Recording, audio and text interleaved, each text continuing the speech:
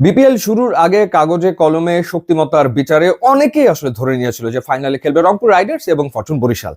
দল দুটো দারুণভাবে বিপিএল শুরুও করেছিল, টানা 8 ম্যাচ জিতে প্লে অফ নিশ্চিত করেছিল রংপুর রাইডার্স, এবং ফরচুন বরিশাল লিগের শেষ ম্যাচ ছাড়া শুধু একটা দলের কাছে হেরেছিল, সেই দলটা হচ্ছে রংপুর রাইডার্স। দুইবার তারা হেরেছিল।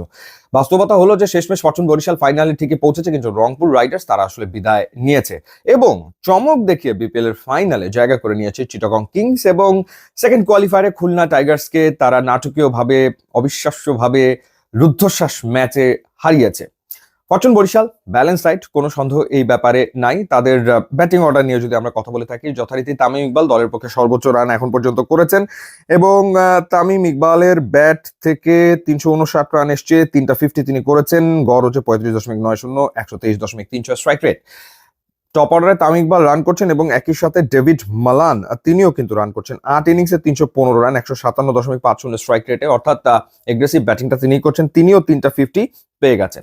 এর সাথে তাওহিদ হৃদয়ের কথা বলতে হয়, কারণ তাওহিদ হৃদয় শেষ দিকে এসে ডেফিনেটলি ফর্মে দেখা পেয়েছেন এবং তিনি 82 রানের একটা ইনিংস খেলেছেন। সোফা 280 রান তার ব্যাট থেকে এসছে, এবং যেটা বলছিলাম যে চিটাগং এর বিপক্ষে তিনি দারুণ একটা ইনিংস খেলেছেন, সেই ধারাবাহিকতা নিশ্চয়ই তিনি ধরে রাখতে চাইবেন।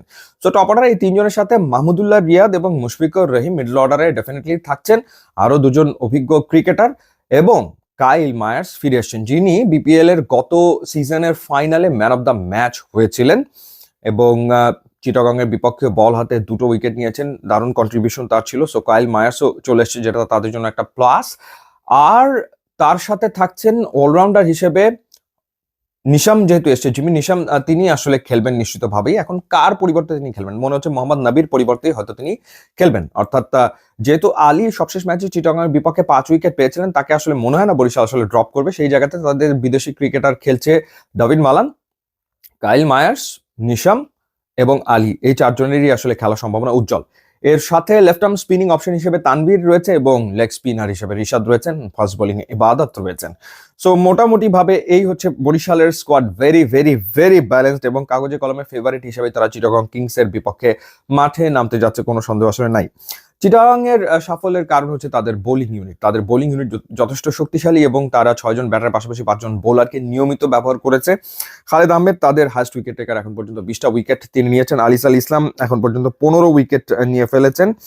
এছাড়া শরীফুল 13 উইকেট নিয়েছেন, আরাফাত সানি 11 উইকেট নিয়েছেন। তারা প্রত্যেকেই আসলে উইকেট তো নিচ্ছেন বটেই।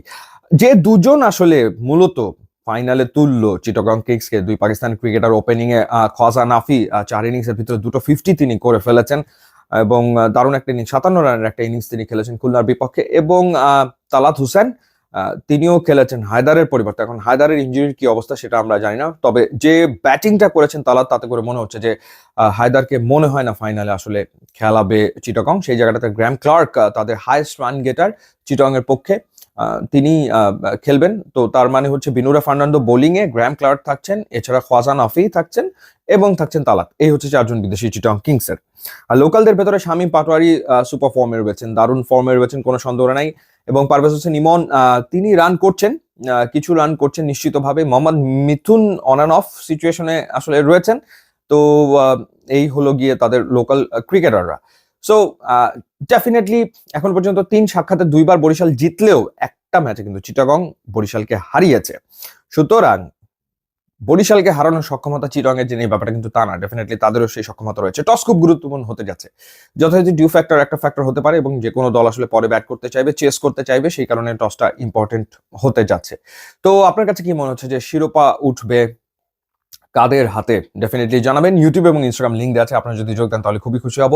And thanks for watching.